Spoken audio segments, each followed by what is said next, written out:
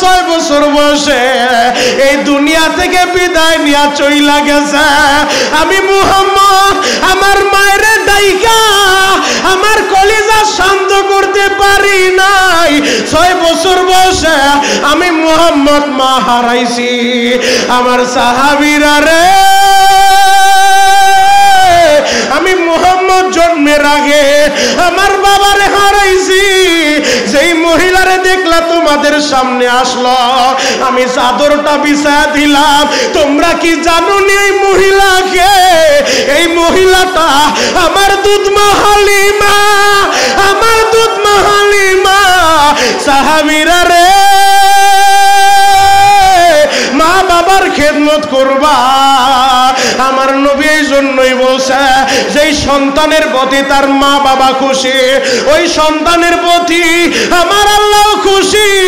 ও আমার কালীগঞ্জের ভাইরা, ও আমার মা হারা ভাইরা, ও আমার বাপ হারা ভাইরা, কার মা নাই বাবা নাই আমি জানি না রে ভাই। এখন বসে বসে কাঁদবা, গুনাহ করতে সময় লাগছে। যদি চোখের পানিটা লেবুর রসের মতো, আরে চোখের পানিটা সাইরা দিয়া আমার মাওলারে বুঝা বলা, আল্লাহ আমি বড় পাপী, আমি বড় অপরাধী, আল্লাহ দাও না আমারে মাফ কইরা। যদি মায়ের দোয়া নিয়ে চলতে পারো, এই পৃথিবীর কোথাও তুমি ঠেকবা না রে ভাই। যার মা নাই বাবা নাই, আহারে কোন মায়ের কবরে না জানি জাহান্নামের আগুন জ্বলে, কোন বাবার কবরে না জানি জাহান্নামের আগুন জ্বলে। আমাদের কেরানীগঞ্জ মডেল থানার কিছুদিন আগে যিনি ওসি ছিলেন, ওসি মামুন ভাই, ওসি মামুন সাহেবের বাড়িতে আমি 3 বছর বয়ান করি। তার বাবা আমারে খুব ভালোবাসে বাবা, তার শ্বশুর শাশুড়িরা সহ সবাই আমার বয়ান শুনে। ওসি মামুন সাহেব গতকাল রাত্রে টেলিফোন করে বলে, শরীয়তপুরি ভাই আমার বাবা হাসপাতালে ভর্তি, আমি তো মায়ের হারাইয়া আগে এতিম হয়ে গেছি, আমার বাবা এখন হাসপাতালের বেডে, আপনি একটু দোয়া করবেন। ও যুবক, আমি জানি না তোমাদের কার বাবা অসুস্থ, কার বাবা হার্টের রোগী, ডায়াবেটিসের রোগী, কার বাবা কিডনির রোগী, আমি জানি না রে ভাই। সন্তান যদি মা বাবার জন্য চোখের পানি ছেড়ে দিয়া আমার মাওলার কাছে দোয়া করে, সন্তানের চোখের পানি আমার আল্লাহ ফিরায় দিবে না রে বাবা।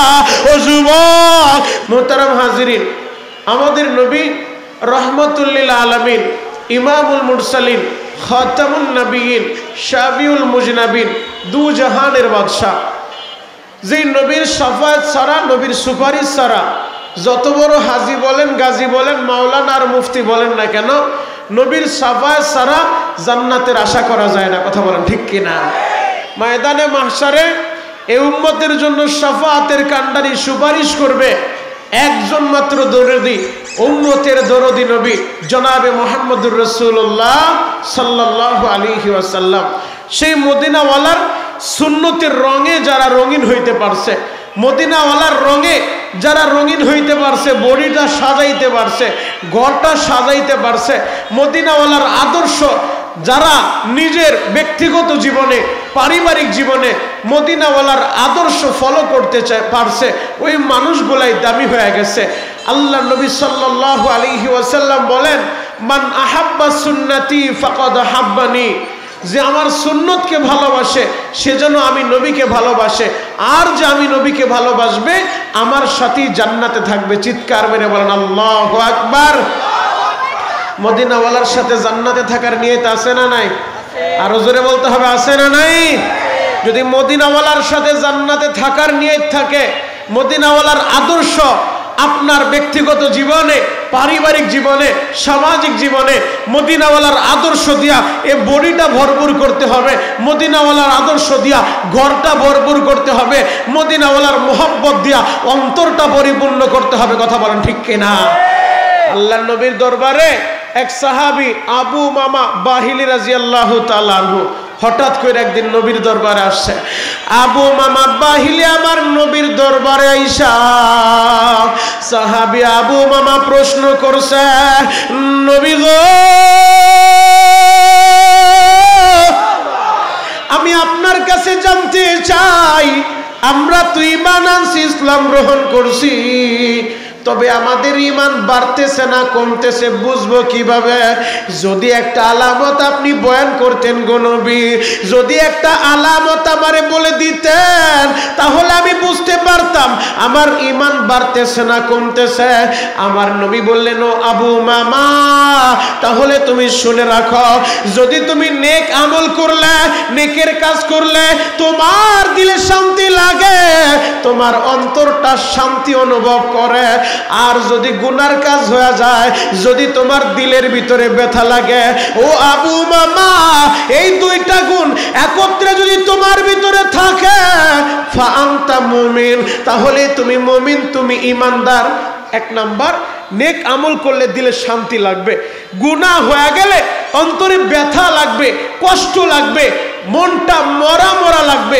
এই দুইটা গুণ যদি আপনাদের দিলের ভিতরে থাকে, ফাআনতা মুমিন, আপনি মুমিন, আপনি ঈমানদার। মাহফিলে এসেছি দিনের কাজ, নেকের কাজ, দিলে শান্তি লাগে। যদিও দিনের বেলা খোলা আসমানের নিচে দুপুর 3টা 3:30টার সময়, আর এ সময় তো পাগল সারা রাস্তায় কেউ আসে না, এ সময় তো খাবার খেয়ে ঘুমানোর কথা, বিশ্রাম নেওয়ার কথা। তবে যে পাগলগুলো এই খোলা ময়দানে, এই কেরানীগঞ্জ কালীগঞ্জ বাজারে রাস্তার উপরে বসে পড়ছে, এরা দুনিয়ার পাগল না, দুনিয়ার পাগল না, এরাও একজনের পাগল। তিনি কে? মোহাব্বতে বলেন না, তিনি কে? এরা হলো আল্লাহর পাগল, আল্লাহর পাগল, আল্লাহর পাগলেরা। এরা দিন বুঝে না, রাত বুঝে না। আল্লাহর পাগলেরা খুঁজে আমার মাওলায় কই, কোথায় গেলে আমার মাওলাকে পাওয়া যাবে। আমার মালিকের নামটা জবানে উচ্চারণ করলে দিলটা ভইরা যায়, আল্লাহ বলে ডাকটা দিতে পারলে কলিজাটা পরিপূর্ণ হয়ে যায়। আর এমন কপাল পোড়াও আছে 24টা ঘন্টার ভিতরে সারাটা দিন রাত মিলায়া একটা বার আল্লাহ নামটা উচ্চারণ করে না। কথা বলেন ঠিক কিনা? তো নেকের কাজ করলে যদি দিলে শান্তি লাগে। আর ধরেন উদাহরণ দিই বুঝার সুবিধার্থে, ফজরের নামাজটা পড়তে পারেন নাই, প্রতিদিন ফজরের নামাজ মসজিদে যা আদায় করেন, গতকাল বৃষ্টি হয়েছে তো মসজিদে আসতে পারেন নাই, ঘুমাইছেন, ঘুমের কারণে ফজরের আজানটা শুনেন নাই, মসজিদে আসতে পারেন নাই, ঘুম থেকে উঠা দেখেন 8টা বেজে গেছে, 9টা বেজে গেছে। তো সারাটা দিন যত কাজই করে মনটা মরা মরা লাগে। কেন? ফজরের নামাজে আজকে মসজিদে যেতে পারি নাই, আমি আমার মাওলার কদমে সেজদা দিতে পারি নাই, প্রতিদিন ফজরের নামাজটা পড়ি আজকে পড়তে পারি নাই, জামাতে হাজির হইতে পারি নাই। সারাটা দিন যত কাজই করুক না কেন, যা কিছু করুক না কেন, মনটা মরা লাগে, নিজের কাছে ভালো লাগে না, শান্তি লাগে না। কেন? কেন?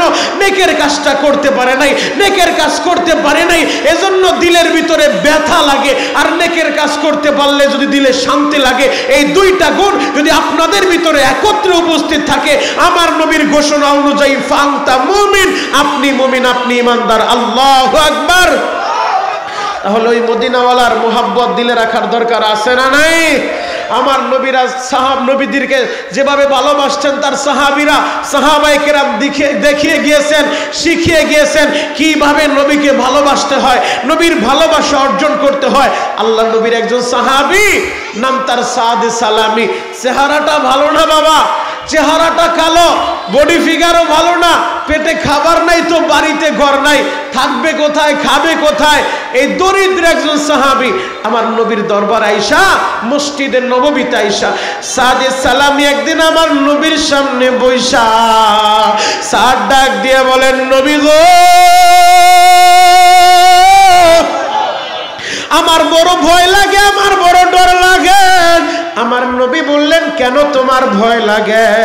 সাদ বলেন, নবী গো, আমার ভয় লাগার কারণ আপনার একটা সুন্নত আমি এখনো মানতে পারি নাই।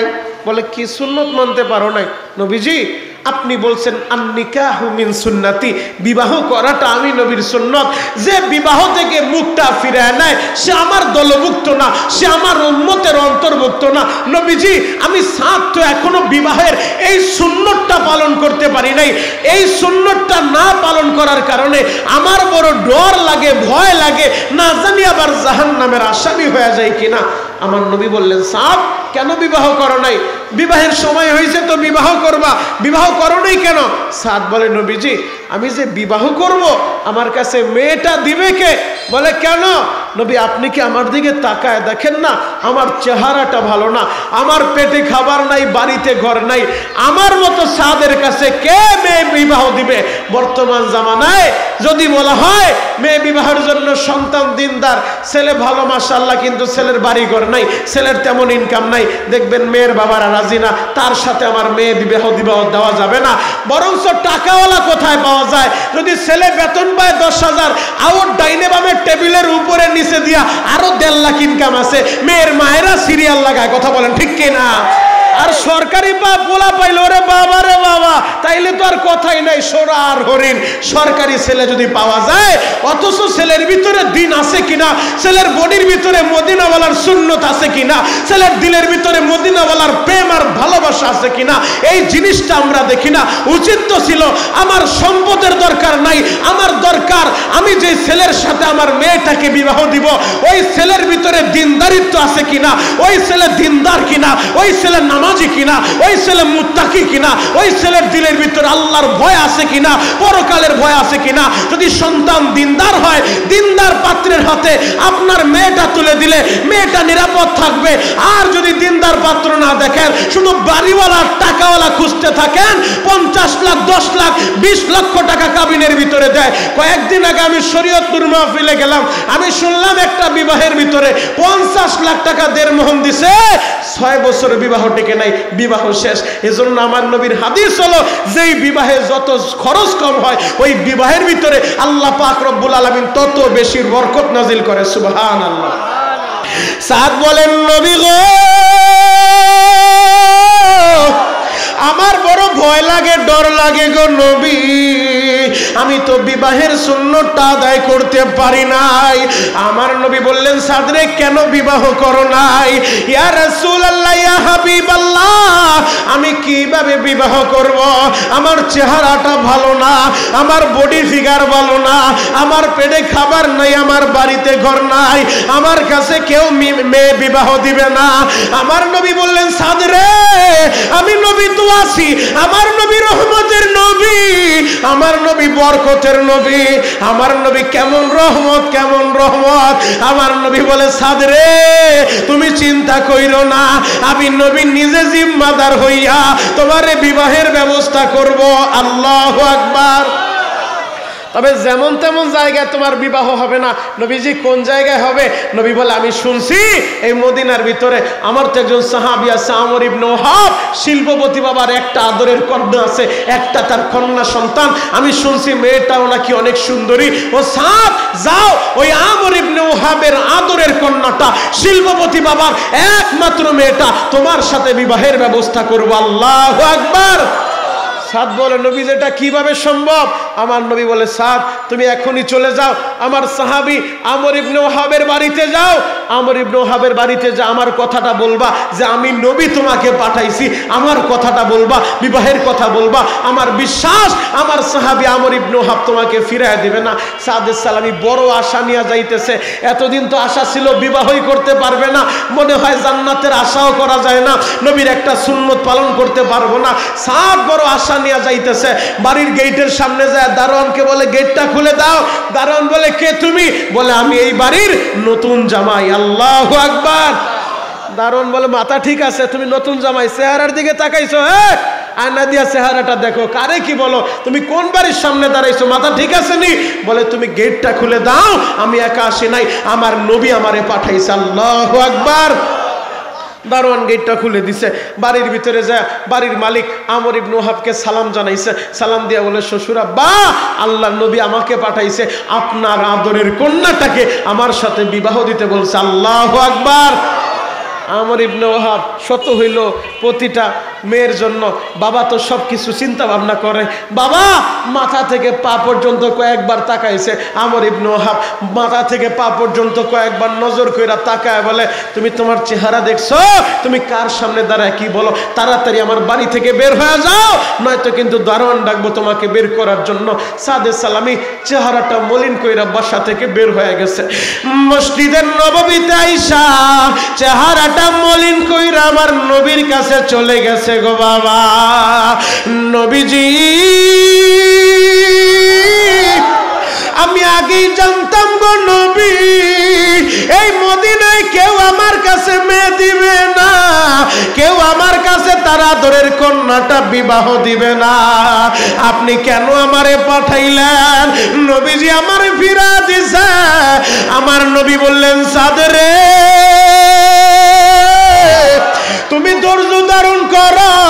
সাদে সালামি যখন বসে আছে বাবা, এই দিক দিয়ে আমর ইবনে ওহাবের আদরের মেয়েটা রুম থেকে বের হইয়া বাবার কাছে গেছে।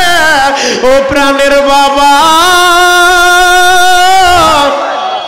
আব্বাজান আমি দেখলাম একটা যুবক আমাদের বাসায় হাসতে হাসতে ঢুকলো, চেহারায় আনন্দের ছাপ ছিল।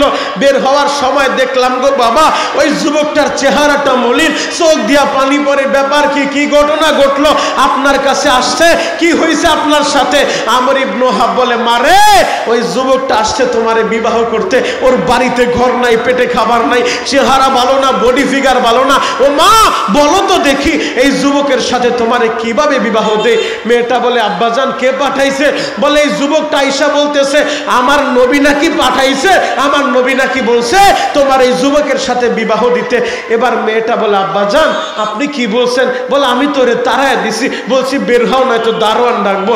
এবার মেয়েটা বলে, বাবা গো তুমি শুধু ছেলেটার চেহারা দেখলা, তুমি শুধু ছেলেটার পেটের খাবারের খবর নিলা, তুমি ছেলেটার বাড়ির ঘরের খবর নিলা।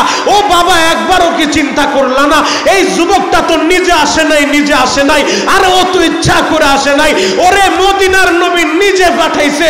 এই মদিনার ভিতরে মেয়েদের তো অভাব ছিল না, আমার নবী তো অন্য কোনো মেয়ের কথা বলে নাই, আমার নবী অন্য কোনো বাবার মেয়ের কথা বলে নাই, আমার নবী তোমার বাবা তোমার মেয়ের কথা বলছে। আমার নবীর পবিত্র জবান দিয়া রহমাতুল লিল আলামিনের, ইমামুল মুরসালিনের, শাফিউল মুজনাবিনের, দুজাহানের বাদশা ওই নবীর মুখ দিয়া, নবীর জবান দিয়া আমার নামটা উচ্চারণ হয়েছে। বাবা তোমার যদি কোনো আপত্তি না থাকে আমি তোমার মেয়ে, এই বিবাহে আমি রাজি হয়ে গেলাম। আল্লাহু আকবার। আমর ইবনে ওহাব এবার মেয়ের দিকে তাকা বলে, ও মা তুমি যদি রাজি হও গো মা, আমার আর কোনো কথা নাই রে মা, আমি এখনই মসজিদের নববীতে যাব, আমি এখনই আমার নবীর কাছে যাব। ও আমার কালীগঞ্জের ভাইরা, ও আমার যুবক ভাইরা, ও দাড়ি পাকা বাবাজিরা, কালীগঞ্জের আশেপাশে অনেক বাসা বাড়িতে বইসা আমার মায়েরাও বয়ান শুনতেছেন গো মা, এক নজরে দিলের কানে কথাগুলো শুনতে থাকেন। ও যুবক ভাইরা রে, আমর ইবনে ওহাব পাগলের মতো দৌড় দিছে মসজিদে নববীতে আইসা আমার নবীর সামনে বইসা আমর ইবনে ওহাব কান্দে আর বলে, নবী গো বেয়াদবি নিবেন না, বেয়াদবি নিয়েন না গো নবী, আমার ভুল হয়ে গেছে নবী, আপনি যেই যুবকের পাঠিয়েছেন আমি তো তারে ফিরা দিছি গো নবী, আমার আদরের কন্যা, আমার কলিজার টুকরা, আমার মেয়েটা এই বিবাহের রাজি হয়ে গেছে গো নবী, আমি আপনারে ওই যুবকের ফিরাইয়া আমি অনুতপ্ত, বেয়াদবি নিবেন না গো নবী। আমার নবী বললেন, আমর রে যাও, যেহেতু তুমি রাজি, এবার সাদের ডাক দিয়া বলে, সাদ বিবাহের জন্য রেডি হয়ে যাও। বিবাহ যে করবা মোহরানা আছে। সাদে সালামি বলেন, নবীজি আপনি কি জানেন না আমি মোহরানা পাবো কোথায়? আমার পেটে খাবার নাই, বাড়িতে ঘর নাই, আরে মোহরানা পাবো কোথায়? আমার নবী বলেন, সাদরে নাও, আমি নবী 200 দিরহাম দিয়া দিলাম, আর আমার জামাতা উসমান গনির কাছে চইলা যাও, উসমান গনির কাছে যায় 200 দিরহাম নিয়ে আসবা। এই 400 দিরহাম দিয়া, 200 দিরহাম দিয়া বিবাহের মোহরানা দিবা, আর 200 দিরহাম দিয়া বিবাহের মার্কেট করবা। আল্লাহু আকবার। নবীর আদরের সাহাবী সাদে সালামি আনন্দ চিত্রে রওনা হয়ে গেছে বিবাহ করার লাইগা। সাদে সালামি বিবাহের মার্কেটের জন্য ব্যস্ত হয়ে গেছে। যখন বিবাহের মার্কেটের জন্য মার্কেটে চলে গেছে, বিবাহের কেনাকাটি শুরু হয়ে গেছে। যেই সাদ কিছু সময় আগেও ভেবেছিল সে বিবাহ করতে পারবে না, নবীর একটা সুন্নত, আমার নবী বলছে আন-নিকাহু মিন সুন্নতি, বিবাহটা আমি নবীর সুন্নত, যে বিবাহ থেকে মুখটা ঘুরায় নেয় সে আমার দলভুক্ত না। যে সাদে সালামি এই আশা পোষণ করেছিল হয়তো তার জীবনে আর বিবাহ হবে না, নবীর সুন্নতটা পালন করতে পারবে না, সেই সাদে সালামি মদিনার ভিতরে শিল্পপতি বাবার সুন্দরী মেয়ের সাথে তার বিবাহ হবে। আল্লাহু আকবার। মার্কেট চলতেছে, মার্কেট করতেছে, হঠাৎ করে মদিনার অলি গলিতে একজন ঘোষক ঘোষণা দিতেছে, মুয়াজ্জিন ঘোষণা করতেছে, হাইয়া আলাল জিহাদ। এই যে কালীগঞ্জ বাজার মসজিদ, কালীগঞ্জ শাহী মসজিদ, লালবানু শাহী মসজিদ, এই মসজিদগুলোর ভিতর থেকে প্রতিদিন 5 বার মুয়াজ্জিন ঘোষণা দেয়, হাইয়া আলাস সালাহ, আসো নামাজের দিকে আসো, হাইয়া আলাল ফালাহ, আসো কল্যাণের দিকে আসো। আর আমার নবী, দয়ার নবী, মায়ের নবী, উম্মতের দরুনি নবী, এই কোরআনের জন্য যখন কোনো জিহাদের ময়দানে যেতেন, নবী একজন ঘোষক নিযুক্ত করে দিতেন। ওই ঘোষক ঘোষণা দিত, হাইয়া আলাল জিহাদ, আসো জিহাদের দিকে আসো, জিহাদের ময়দানের দিকে আসো, আমার নবী জিহাদের ময়দানের জন্য তোমাদেরকে আহ্বান করছে। এই ঘোষণাটা যখন সাদে সালামির কানের ভিতরে এই আওয়াজটা পৌঁছায় গেছে, সাদে সালামি চিন্তায় পড়ে গেছে। একদিকে বিবাহের মার্কেট করলাম, আর একদিকে ঘোষণা চলে আসছে আমার নবী জিহাদের ময়দানে যাবে, আমার নবী জিহাদের ময়দানের জন্য ডাক দিয়েছে, জিহাদের ময়দানের ঘোষণা চলে আসছে। আমি কোন দিকে যাব, কোন দিকে যাব? আমি কি জিহাদে যাব নাকি বিবাহ করতে যাব? আমি কি আমার নবীর সাথে রণাঙ্গনে যাব নাকি বিবি নিয়ে বাসর করতে যাব? আমি কি আমার নবীর সাথে রণাঙ্গনে যে রক্ত জড়াবো নাকি আমার বিবি নিয়ে আরামে ঘুমায় থাকবো? আমি কোন দিকে যাব, কোন দিকে যাব? সাত ফাইনাল ডিসিশন নিয়ে নেয়, না না না, আমি বিবাহের জন্য যেতে পারি না, আমি বিবি নিয়ে ঘুমাইতে পারি না, আমার নবী যাবে রণাঙ্গনে, আমার নবী কোরআনের জন্য, ইসলামের জন্য, রক্ত জড়ানোর জন্য, আমার নবী কোরআনকে টিকিয়ে রাখার জন্য, ইসলামকে টিকিয়ে রাখার জন্য জিহাদের ময়দানে যাবে। আমি বিবি নিয়ে বাসরে যাইতে পারি না, আমি আমার নবীর সাথে জিহাদের ময়দানে যাব। আল্লাহু আকবার। সাদে সালামি ডিসিশন ফাইনাল করে ফেলছে, না আমি বিবাহ করতে যাব না, আমি আমার নবীর সাথে জিহাদের ময়দানে যাব। এবার সাদে সালামি যেই দোকান থেকে মার্কেট নিছে গো বাবা, একই দোকানে যাইয়া দোকানদার রে বলে, দোকানদার ভাই আপনার দোকানের ভিতরে জিহাদের তরবারি আসেনি, যুদ্ধের পোশাক আপনি বিক্রি করেননি। দোকানদার বলে, যুদ্ধের পোশাক দিয়া কি করবা? সবে মাত্র বিবাহের মার্কেট নিলা, নতুন বিবাহ করবা, তুমি আবার তরবারি দিয়া কি করবা? সাদ বলে, দোকানদার ভাই প্রশ্ন করবেন না, আমার বিবাহের মার্কেটের দরকার নাই, আমার একটা তরবারি দিয়া দেন, আমার যুদ্ধের পোশাক দিয়া দেন। ওই সাদে সালামি ভালোভাবেই জানে, সে যদি নবীর কাছে যায়, নবী তারে জিহাদের ময়দানে অনুমতি দিবে না। নবী বলবে, আগে তুমি বিবাহ করবা, এই যুদ্ধে তোমারে নিব না। এইটা সাদ ভালোভাবেই বুঝছে। এই জন্য সাদে সালামি আমার নবীর কাছে যায় নাই গো বাবা। সাদ কালো কাপড় দিয়া নিজের চেহারাটা ঢাইকা, শুধু চোখ দুইটা দেখা যায়, বাকি আর চেহারা দেখা যায় না। কালো কাপড় দিয়া ভালোভাবে চেহারাটা ঢাইকা ঘোড়ার উপরে সাওয়ার হইয়া তরবারিটা হাতে নিয়া ওই রণাঙ্গনের দিকে রওনা দিছে, রণাঙ্গনে রওনা দিছে। যুবক রে,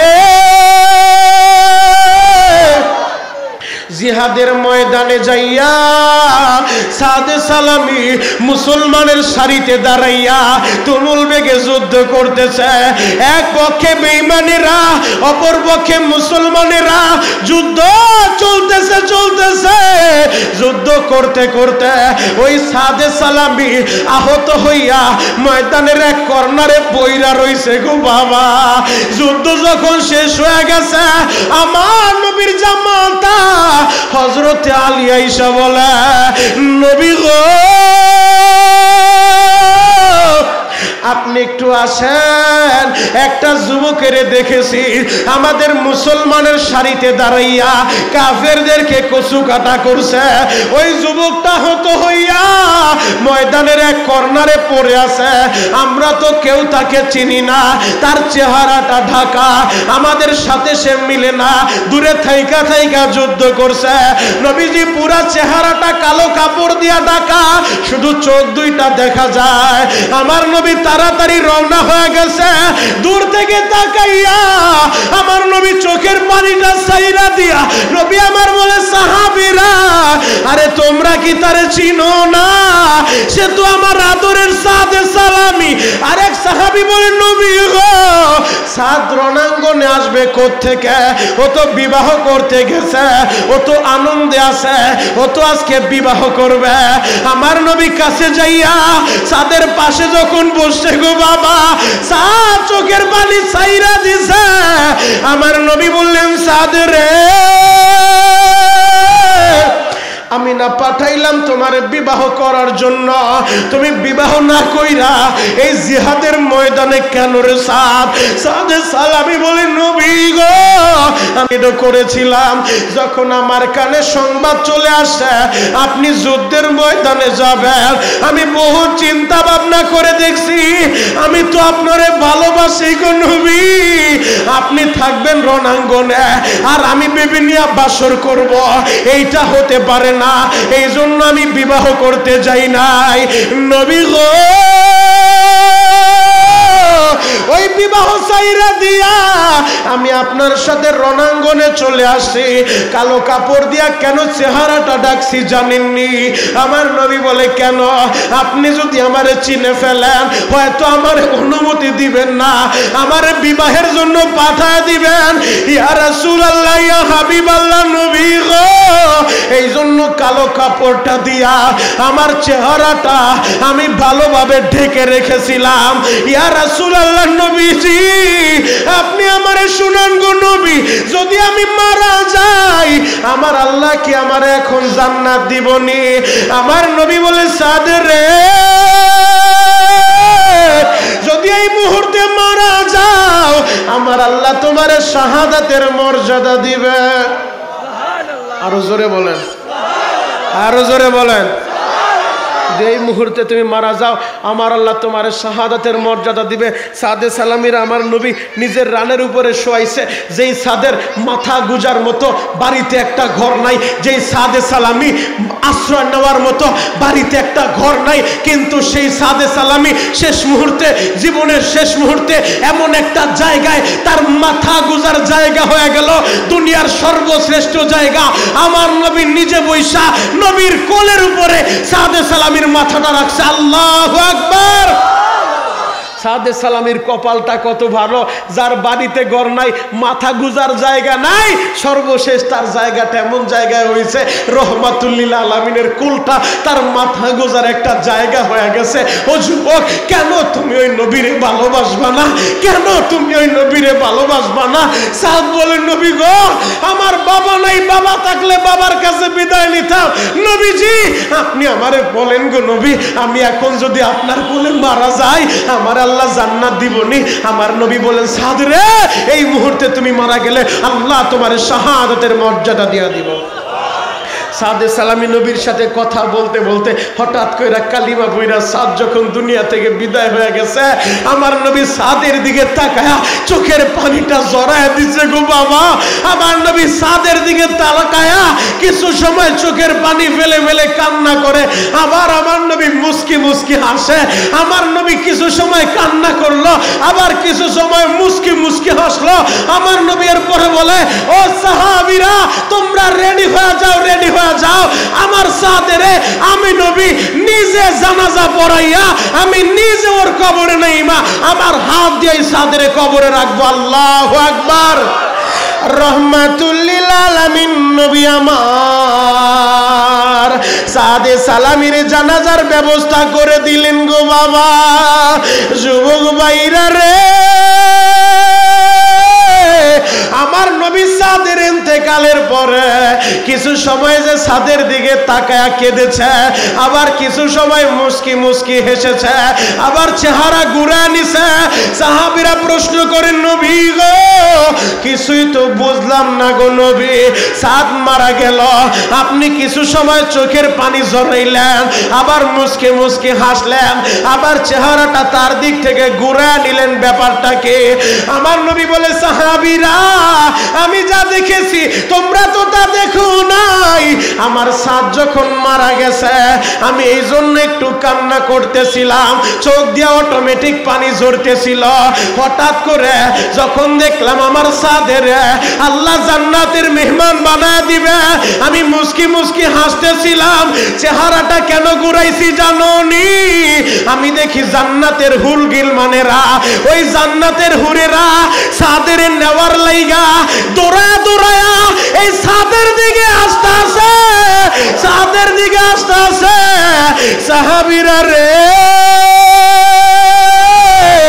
ওই জান্নাতি হুরেরা যখন দৌড় শুরু করছে, ওদের কাপড় চোপড় এদিক সেদিক চলে যাচ্ছিল, জায়গা থেকে নড়াচড়া করতেছিল, কাপড়টা তাদের জায়গা থেকে যেহেতু নড়তেছিল, আমি আমার চেহারাটা লজ্জায় ঘুরে নিলাম।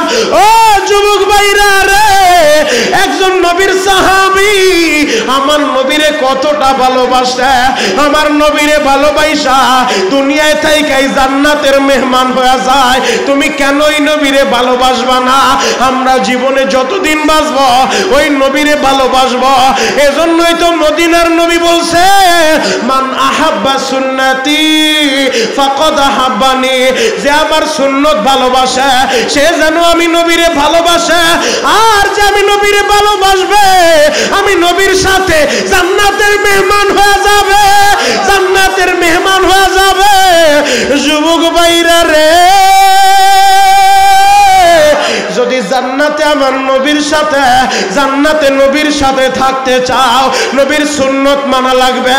যেই শাবানের চাঁদে আজকের এই জান্নাতের মেলাটা মিলাইছে, আজকের মাহফিলের সভাপতি হাজী মুজিবুর রহমান সাহেব তার বাড়ির সামনে এই কালীগঞ্জ বাজারের রাস্তার উপরে শরিয়াতিয়া মাদ্রাসার মাহফিলে বৈশা এই দুপুর 4:45টার সময় তোমরা যদি আমার মালিকের বুঝায় বলতে পারো আল্লাহ তুমি আমাদের জীবনের গুনাহ খাতা মাফ কইরা দাও, আমাদেরকে জান্নাতে নবীর সাথে পাশাপাশি থাকার ব্যবস্থা কইরা দাও, চোখের পানি দিয়া যদি মাওলারে বুঝায় বলতে পারো, ও কালীগঞ্জের যুবকেরা আমার মাওলার দরবার ফিরার দরবার না, আমার মাওলার দরবার নৈরাশার দরবার না। যত গুনাহ তুমি করো না কেন, তুমি কত গুনাহ করছো ও যুবক ভাইরা রে, কত বোতলা গাঞ্জা খাইছো, কত বোতল মদ তুমি খাইছো, যদি চোখের পানি দিয়া মাওলারে বুঝায় বলতে পারো তোমার জীবনের সব গুনাহ আমার আল্লাহ মাফ করতে পারে কি পারে না?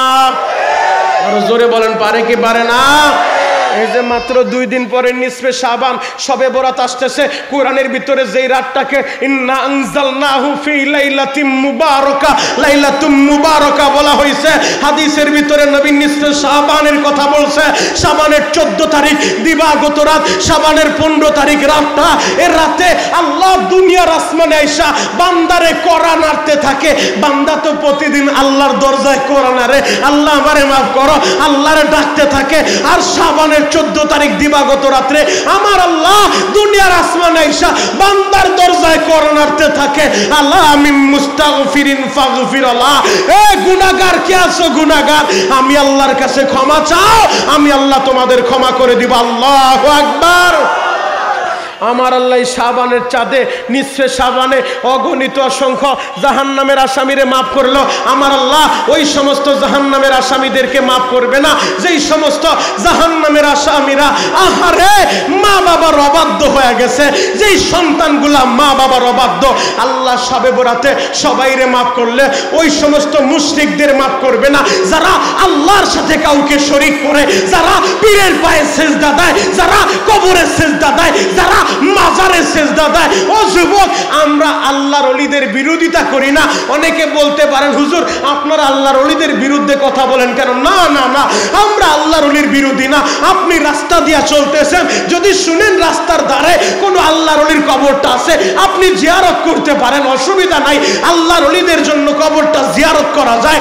কিন্তু আপনার ওই কবরের সামনে যায় সেজদাটা দিতে বলল কে? ওই কবরওয়ালার এমন কোনো ক্ষমতা নাই। আরে সেজদা পাওয়ার মালিক তো একমাত্র আল্লাহ। আল্লাহ ছাড়া এই কপালটা পৃথিবীর কারো সামনে নত হবে না। কথা বলেন ঠিক কিনা? যতদিন বাঁচবেন এই কপালটা আল্লাহর সামনে নত করবেন। সবে বরাতে আল্লাহ সবাইরে মাফ করলো, মুশরিকদেরকে মাফ করবে না। যারা আল্লাহ ছাড়া অন্য কাউকে সিজদা করে, যারা আল্লাহ ছাড়া পীরের পায়ে সিজদা লাগায়, যারা আল্লাহ ছাড়া কবরে সিজদা লাগায়, যারা আল্লাহ ছাড়া মাজারে সিজদা লাগায়, এই সমস্ত মুশরিকদেরকে আল্লাহ ক্ষমা করবে না। পায়ে হাত রেখে বলে যাই, যুবক যদি এমন ভুল করে থাকো, খাটি দিলে আজকে শাবানের দ্বিতীয় জুমায় বেলা 4টার সময় এই কালীগঞ্জ বাজারে রোডের উপরে বৈশা, খোলা আসমানের নিচে বৈশা আমার মালিকের দরবারে খাটি দিলে তওবা করো, মাওলা হে জীবনে ভুল করছি, না বুঝে অন্যায় করছি। আল্লাহ আজকে যেহেতু আমাদের ভাই মনিরুল ইসলাম শরীয়তপুরি বলছে তুমি মুশরিকদেরকে ক্ষমা করবা না, আল্লাহ খাটি দিলে তওবা করে নিলাম, জীবনে যতদিন বাঁচবো আর শিরিক করব না, আর বিদআত করব না, আর ভুল পথে চলবো না। আল্লাহ তুমি আমাদেরকে মাফ করে দাও। খাটি দিলে তওবা করলে আল্লাহ মাফ করতে পারে কি পারে না? আর জোরে বলেন বাবা, পারে কি পারে না? আমার আল্লাহ ক্ষমা করে দিবে। যুবক ভাইরা, আমার আল্লাহর নাম রহমান, আমার আল্লাহর নাম রহিম, আমার আল্লাহর নাম গফফার, আমার আল্লাহর নাম কারিম। আরে কারিম তো তার নাম। কারিম কেমন সিফাতওয়ালার নাম জানো? যে ক্ষমার অযোগ্য। এমন ভুল করছো যে ক্ষমার অযোগ্য, ক্ষমা পাওয়ার যোগ্যতা নাই, তারে ক্ষমা করা যায় না। এরপরও ক্ষমার অযোগ্য বান্দাকে যিনি ক্ষমা করতে পারে তার নামই কারিম। আল্লাহু আকবার। আমার মালিক তো কারিম, আমার মালিক তো রহমান, আমার মালিক তো রহিম, আমার মালিক তো গফফার। আমার মালিকের কাছে যদি ডাকার মতো ডাকতে পারো, মালিকেরে বুঝায় বলতে পারো, আরে গুনাহ করতে সময় লাগতে পারে, ও বাবা তোমার গুনাহ করতে 10 বছর, 20 বছর, 50 বছর লাগতে পারে, আমি শরীয়তপুরি কসম করে বলতে পারি এই খোলা আসমানের নিচে আজকে শাবানের দ্বিতীয় জুমায় বেলা 4টার সময় আমি তোমাদেরকে জানায় যাই, যদি মালিকের ডাকার মতো ডাক দিতে পারো, তোমার 20 বছর, 30 বছর, 50 বছরের গুনাহ আমার আল্লাহর ক্ষমা করতে একটা সেকেন্ডও লাগবে না। কথা বলেন ঠিক কিনা? গলা ফাটে মুহাব্বতে একটা ডাক দেন, ইয়া আল্লাহ। আরো জোরে ডাক দেন, জোরে ডাক দেন, ইয়া আল্লাহ। মুহাব্বত করে ডাক দেন না, ইয়া আল্লাহ। আরো জোরে ডাক দেন না, ইয়া আল্লাহ। আল্লাহ তুমি তাকায় দেখো, আল্লাহ কেরানীগঞ্জ কালীগঞ্জ বাজারের দিকে দুপুর 4টার সময় এই পাগলগুলা তো খাবার লোভে আসে নাই। আল্লাহ এরা দুনিয়ার পাগল না, এরা তোমার পাগল, এরা তোমার নবীর পাগল। আল্লাহ তোমার পাগলেরা তোমারে আল্লাহ বলে ডাক দিছে, তোমার কি মায়া লাগে না রে আল্লাহ? তুমি না আল্লাহ ডাকটা বড় পছন্দ করো। ও দয়ার আল্লাহ, এই পাগলদেরকে তুমি কবুল করো। চিৎকার মেরে বলেন আমিন। আরো জোরে বলেন আমিন। যুবক ভাইরা রে, আমার আল্লাহ ওই নিসফে শাবানে সবাইরে ক্ষমা করলো, মুশরিকদেরকে ক্ষমা করবে না। কোরআনে আমার আল্লাহ জানায় দেয়, ইন্না শিরকা লাযুলমুন আযীম। শিরিক হচ্ছে সবচেয়ে জঘন্যতম গুনাহ, সবচেয়ে মারাত্মকতম গুনাহ। কোরআনের ভিন্ন আয়াতে আমার আল্লাহ জানায় দেয়, ইন্নাল্লাহা লা ইয়াগফিরু আইয়ুশরাকা বিহি ওয়া ইয়াগফিরু মা দুনা যালিকা লিমান ইয়াশা। শিরিক বিদিত অন্য যত গুনাহ বান্দা করছে আল্লাহ যাকে চায় ক্ষমা করে দিবে, তবে শিরিকের গুনাহটা আল্লাহ ক্ষমা করবে না। ও আমার যুবকেরা, আমি তোমাদের পায়ে হাত রেখে বলি, জীবনে কখনো শিরিক করা যাবে না। শিরিক মুক্ত ইবাদত করতে হবে। কথা বলেন ঠিক কি না? 2 নাম্বার, মুশাহিদ যারা হিংসুক তাদেরকে আল্লাহ ক্ষমা করবে না। আত্মীয়তার বন্ধন ছিন্ন করে দিছে। যদি কারো আত্মীয়তার সাথে সম্পর্ক খারাপ থাকে, আপনার সাথে কথা বলে না, আপনি নিজে একটু হাই হ্যালো একটু কথা বলেন, তাদের সাথে সম্পর্কটা জোড়ায় রাখেন। কারণ নিশ্চয় সাবানে আল্লাহ সবাইকে ক্ষমা করলেও আমার আল্লাহ কিন্তু ওই আত্মীয়তার বন্ধন ছিন্নকারীকে আমার আল্লাহ ক্ষমা করবে না। আমার আল্লাহ ওই সমস্ত বান্দাকে ক্ষমা করবে না যারা মদ পানে অভ্যস্ত, মদটাকে নিজের নেশা বানায় নিছে, মদটাকে নিজের পেশা বানায় নিছে, মদ পানে অভ্যস্ত এই সমস্ত মদখোরদেরকে আল্লাহ ক্ষমা করবে না। যুবক, যদি ভুল করে থাকো ভাই, এখনো সময় আছে, সবে বরাত আরো 2টা দিন বাকি আছে, খাটি দিলে তওবা করে নাও। আর নেশা করব না, আর মদ পান করব না, আর ভুল পথে পা বাড়ব না। আল্লাহ আপনি আমাদের সবাইকে কবুল করেন, সকলে বলেন আমিন। 3 নাম্বার, আমার আল্লাহ ওই সমস্ত বান্দাদেরকে ক্ষমা করবে না যেই সন্তানগুলা মা বাবার অবাধ্য হয়ে গেছে। মা বাবার অবাধ্যগত সন্তানকে আল্লাহ সবে বরাতে ক্ষমা করবে না। সবে বরাতে মালিকের ডাইকা লাভ নাই। যদি মা বাবার সাথে বেয়াদবি কইরা থাকো, মসজিদে যাওয়ার আগে, নামাজে দাঁড়ানোর আগে, আজকে বয়ানের পরে বাড়িতে যায় মার হাতটা ধইরা বলবা, মারে তুমি আমারে মাফ না করলে আমার আল্লাহ লাখো কোটি কোটি মানুষকে মাফ করলেও আমারে মাফ করবো না। ওমা দেও না আমারে মাফ কইরা। যদি মার কাছে মাফটা চাইতে পারো যুবক, তোমার মা যদি তোমারে মাফ করে দেয়, তোমার বাবা যদি তোমার মাফ করে দেয়, আমার আল্লাহ তোমারে মাফ করে দিবে। আল্লাহু আকবার। আরো জোরে বলেন আল্লাহু আকবার। আমার নবীর ঘোষণা, হুমা জান্নাতুকা ওয়া নারুকা, তোমার মা বাবাই তোমার জান্নাত, তোমার মা বাবাই তোমার জাহান্নাম। যুবক রে,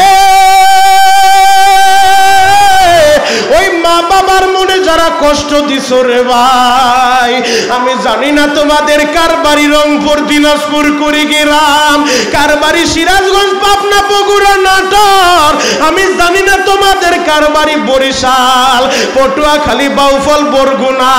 ও আমার যুবক ভাইরা, আমি তোমাদের পায়ে হাত রেখে বলে যাই, আমিও তো একটা মায়ের সন্তান রে ভাই। বাসা বাড়িতে বৈশা আমার যে মা বোনেরা বয়ান শুনতেছ, ও আমার মা বোনেরা, তোমরাও তোমাদের মায়ের কাছ থেকে ক্ষমাটা চায়া নিও।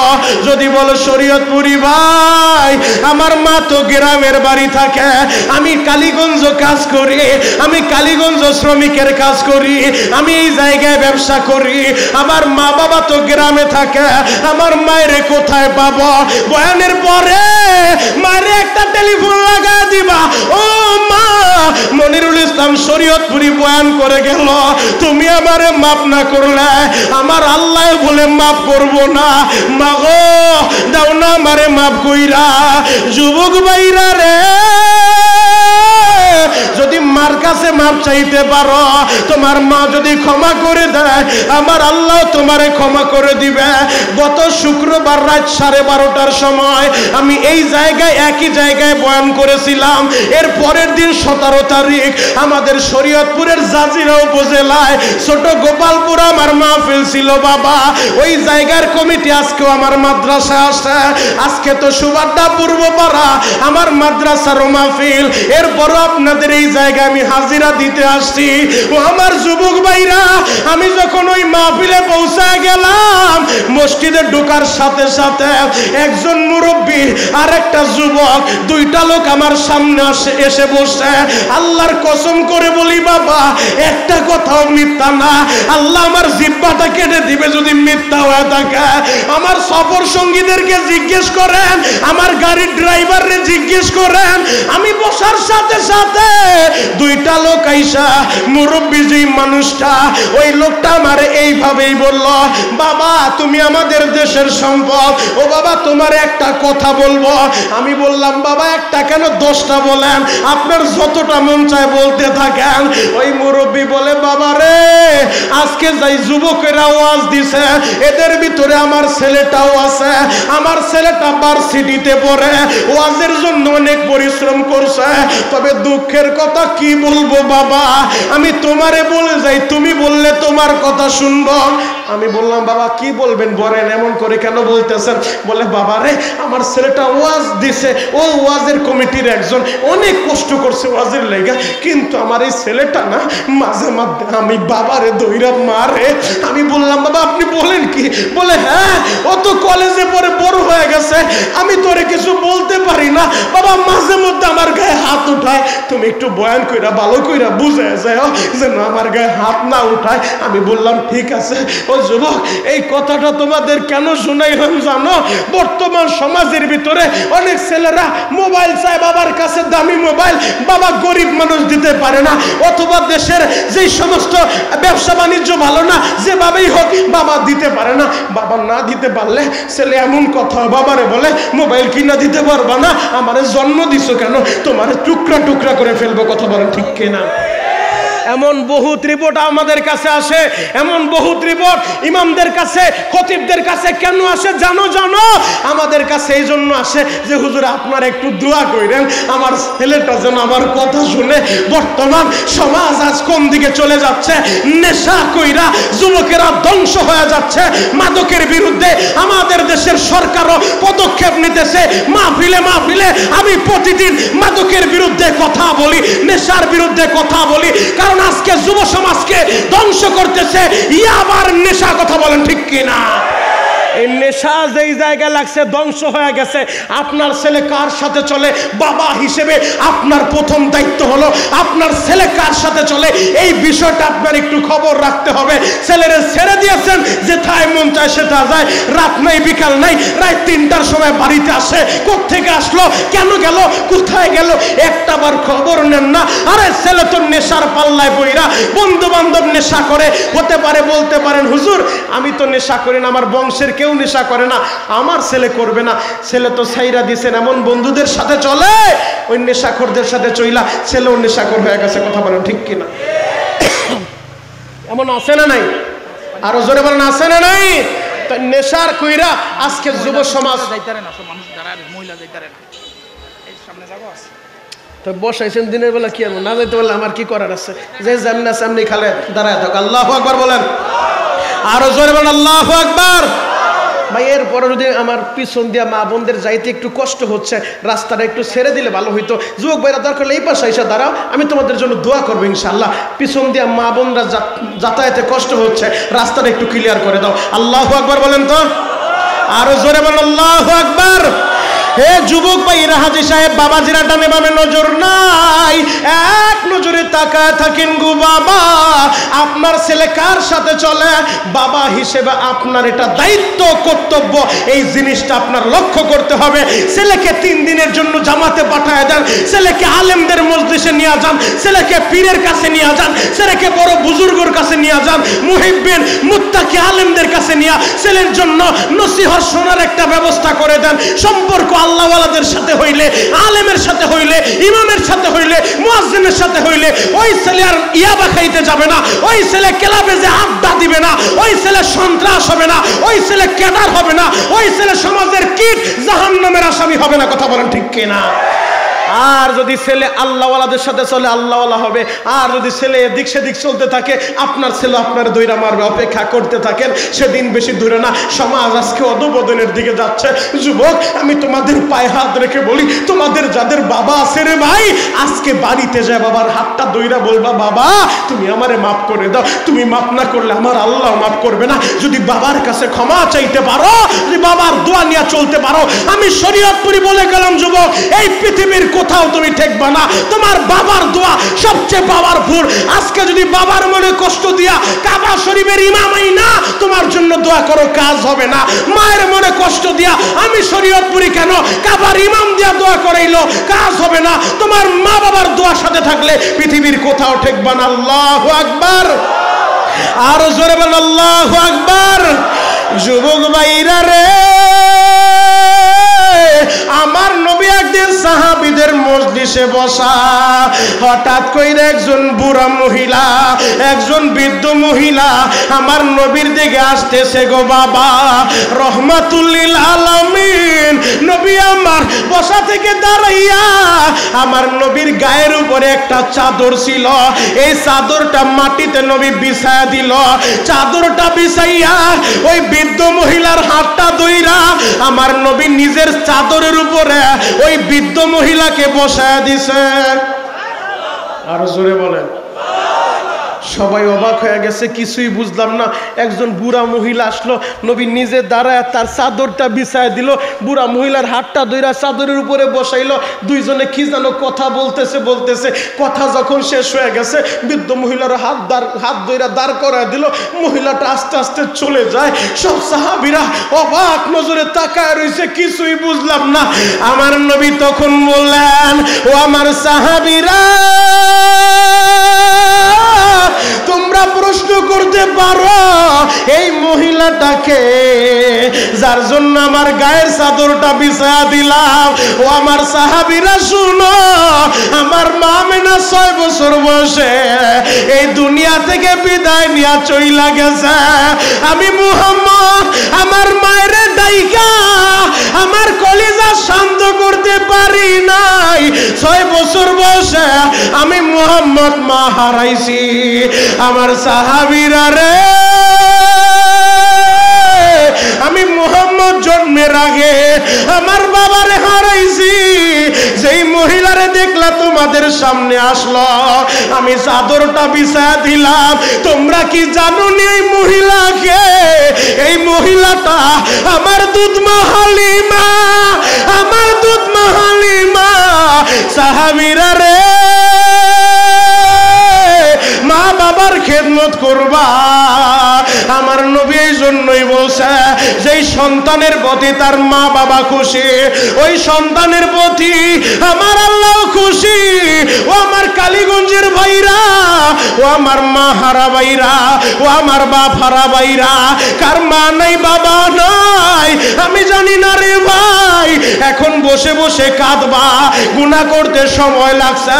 যদি চোখের পানিটা লেবুর রসের মতো, আরে চোখের পানিটা সাইরা দিয়া আমার মাওলারে বুঝা বলো, আল্লাহ আমি বড় পাপী, আমি বড় অপরাধী, আল্লাহ দাও না আমারে মাফ কইরা। যদি মায়ের দোয়া নিয়ে চলতে পারো, এই পৃথিবীর কোথাও তুমি ঠেকবা না রে ভাই। যার মা নাই বাবা নাই, আরে কোন মায়ের কবরে না জানি জাহান্নামের আগুন জ্বলে, কোন বাবার কবরে না জানি জাহান্নামের আগুন জ্বলে। আমাদের কেরানীগঞ্জ মডেল থানার কিছুদিন আগে যিনি ওসি ছিলেন, ওসি মামুন ভাই, ওসি মামুন সাহেবের বাড়িতে আমি 3 বছর বয়ান করি। তার বাবা আমারে খুব ভালোবাসে বাবা, তার শ্বশুর শাশুড়িরা সহ সবাই আমার বয়ান শুনে। ওসি মামুন সাহেব গতকাল রাত্রে টেলিফোন করে বলে, শরীয়তপুরি ভাই আমার বাবা হাসপাতালে ভর্তি, আমি তো মায়ের হারাইয়া আগে এতিম হয়ে গেছি, আমার বাবা এখন হাসপাতালের বেডে, আপনি একটু দোয়া করবেন।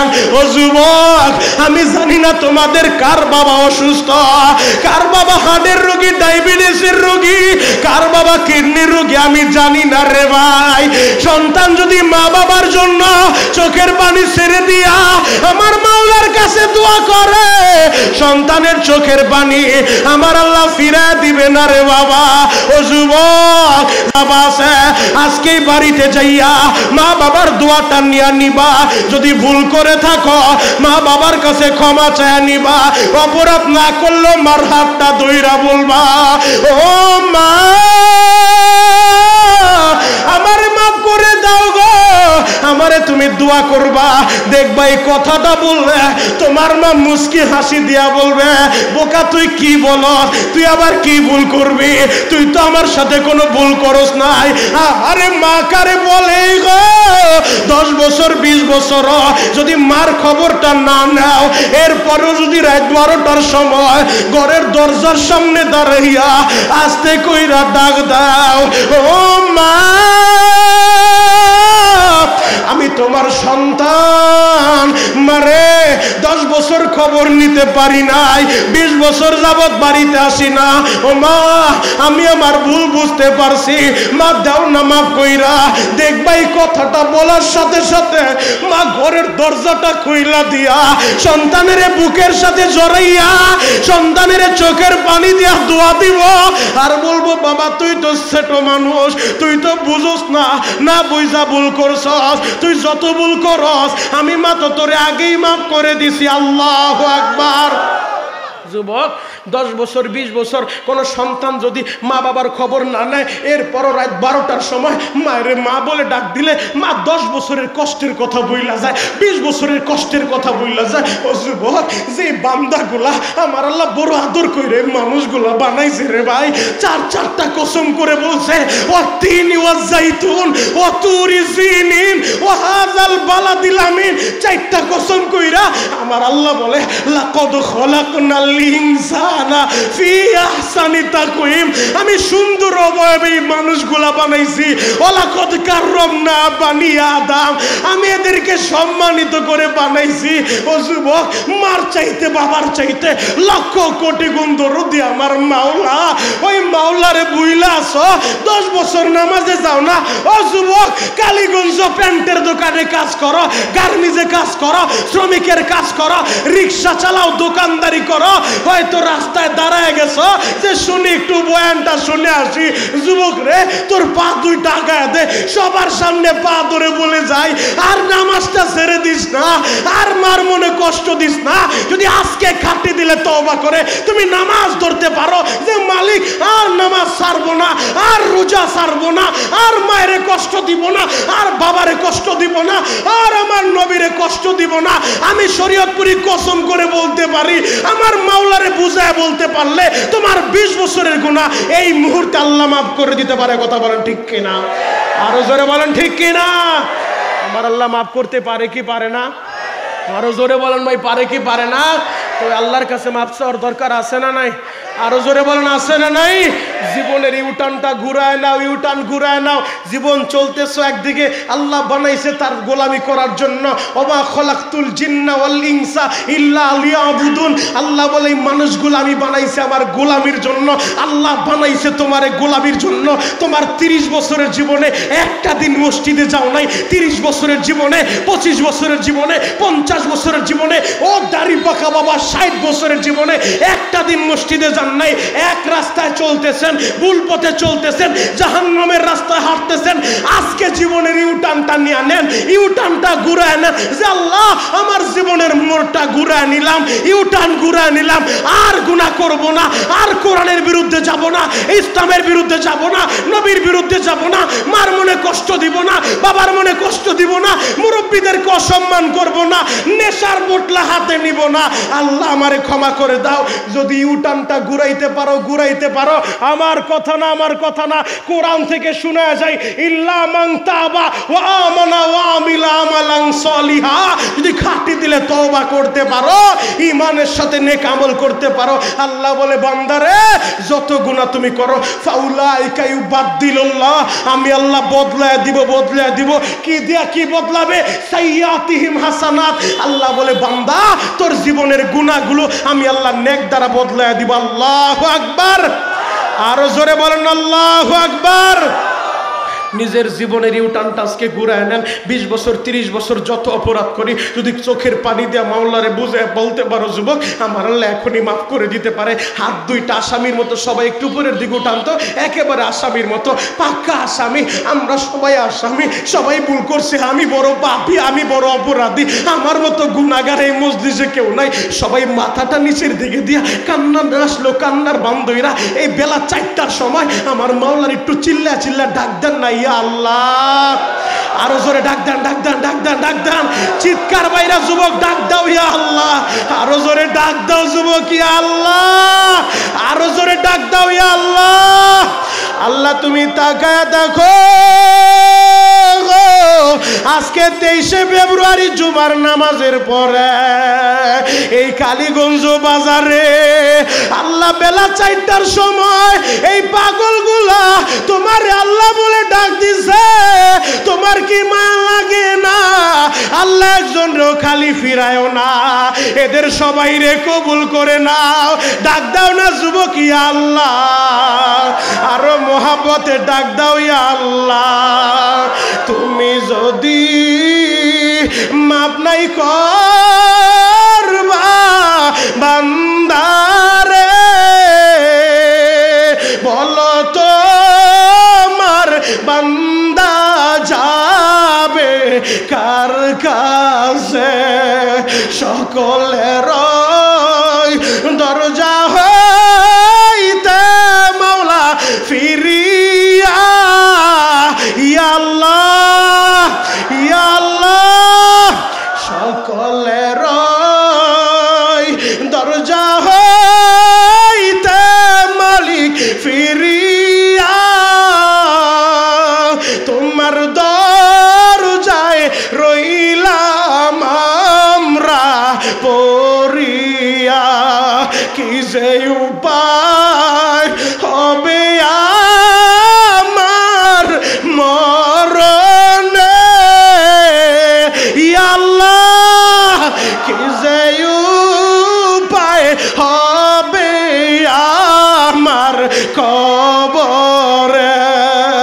ও দয়ার আল্লাহ, তোমার কি মায়া লাগে না? এই যুবকগুলা বিকাল 3টা-4টার সময় এই কালীগঞ্জ বাজারে রাস্তার উপরে পাগলের মতো দাঁড়াইয়া আল্লাহ এরা পয়সা পয়সা তোমারে ডাক দিল। তুমি তো মায়ের চাইতেও দরদি, তুমি তো বাবার চাইতেও দরদি। আল্লাহ একজনও ফিরায়ও না। আল্লাহ আমার দাড়ি পাকা বাবারা বইসা বইসা আল্লাহ কিভাবে কান্দে, এদের চোখের পানি তুমি কেমনে ফিরা দিবা? আমি জানি না কার বাবা নাই, আমি জানি না কার মা নাই রে ভাই। ওই মা বাবার কথাটা স্মরণ কইরা বলো না, রব্বির হামহুমা কামা রব্বায়ানি সগীরা, রব্বির হামহুমা কামা রব্বায়ানি সগীরা। আল্লাহ আমাদের সকলের মা বাবাকে মাফ করেন। চিৎকার মেরে বলেন আমিন, আরো জোরে বলেন আমিন। তাহলে যুবক, 1 নম্বর ওয়াদা। দেখেন একজন বৃদ্ধ মহিলা, এই মহিলাটা এই জায়গায় তো মহিলাদের আসে। একজন মহিলা দেখো মা বাবার কথা শুই না কানতে কানতে টাকা যা ছিল পকেটে নিয়ে আসছে, নেন না বা নেন, আমার মা বাবার যেন আল্লাহ মাফ করে। আল্লাহ আমার এই মায়ের মা বাবাকে আপনি মাফ করে দেন। চিৎকার মেরে বলেন আমিন, আরো জোরে বলেন আমিন। যান না আপনি পিছনে যান। বাবা এই জায়গায় যারা উপস্থিত হয়েছেন আমি সবার জন্যই দোয়া করব, তবে আমি আমার জন্য দোয়া চাই। আমার কোনো কথা আপনারা কষ্ট পাইছেন? কষ্ট পাইলে আল্লাহর রাস্তায় ক্ষমা করে দিবেন। 1 নাম্বার যেই কাজটা করবেন, সবে বরাতে আল্লাহ সবাইরে মাফ করলেও ওই সন্তানরে মাফ করবে না যেই সন্তান মা বাবার অবাধ্য। যাদের মা আছে বাবা আছে, আজকেই বাড়িতে যা মাপ চায় নেবেন। আর মা বাবা না থাকলে বয়ান শেষ করার সাথে সাথে বাড়িতে টেলিফোন লাগাইবেন। পারবেন তো ইনশাআল্লাহ? দেখি তো কারা কারা পারবা, 2টা হাত একটু দেখায় দাও তো। আল্লাহ পাগলদেরকে আপনি কবুল করেন, এদের একজনকেও ফিরায়েন না। মা বাবার আদর্শবান সন্তান বানায়া এদেরকে মক্কা মদিনা দেখার তৌফিক দেন। চিৎকার মেরে বলেন আমিন। হাতটা নামান। আর যার মা নাই বাবা নাই, হাত উঠে বলবেন রব্বির হামহুমা কামা রব্বায়ানি সগীরা। আল্লাহ আমার মা বাবারে মাফ করে দেন। ওই মা বাবার কবরটা একটু জিয়ারত কইরা মা বাবার জন্য দোয়া করবা। এই শরিয়াতিয়া দারুল উলুম মাদ্রাসা এই জায়গায় আল্লাহ এই জায়গায় আজকে 10 বছর না 10 বছর যাবত, 12 বছর যাবত জনাব হাজী মুজিবুর রহমান সাহেব তার নেতৃত্বে তিনি এই মাহফিলের সভাপতি। 12 বছর যাবত এই জায়গায় মাহফিল হয়। এই জায়গায় তার বাড়ির সাথেই মাদ্রাসা, এই শরিয়াতিয়া দারুল উলুম মাদ্রাসা। এই মাদ্রাসার দিকে আপনাদের নেক নজর রাখবেন তো ইনশাআল্লাহ। আর আমার কোনো কথায় কষ্ট পাইলে আল্লাহর রাস্তায় ক্ষমা করে দিবেন। যদি কখনো শুনেন মনিরুল ইসলাম শরীয়তপুরি এই দুনিয়ায় নাই, এই কথাটা শুনলে 1 বার সূরা ফাতিহা 3 বার সূরা ইখলাস পড়ে আমার জন্য দোয়া করবেন তো ইনশাআল্লাহ। আমি আমি আপনাদের সাথে ওয়াদা করে গেলাম, যদি আমিও শুনি এই কালীগঞ্জ বাজারের কবুতরপাড়া, শান্তপাড়া, আমি তো সুবাড্ডা দোতলা মাদ্রাসার প্রিন্সিপাল, ওই মাদ্রাসায় আজকে মাহফিল, আমি ওই জায়গায় জুমা পড়াই। কালীগঞ্জ থেকে অনেক যুবকেরা যায়। এই যে আমার এই ভাই প্রতিটা জুমার সময় দেখি আমার মসজিদে হাজির হয়ে যায়। অনেক আল্লাহর পাগলেরা সেই সুবাড্ডা জুমা পড়তে যায়। এই জায়গায় হাবিবনগর অনেক পাগলের চেহারা দেখতেছি, হাবিবনগর থেকেও আসছে, অনেক জায়গা থেকে আপনারা আসছেন। আপনাদের জন্য আমি দোয়া করব। যদি শুনি আমার কোনো মুহাব্বতের মানুষ মারা গেছে, আমার প্রতিটা মাদ্রাসায় আপনাদের জন্য কোরআন পড়ায় দোয়া করবো ইনশাআল্লাহ।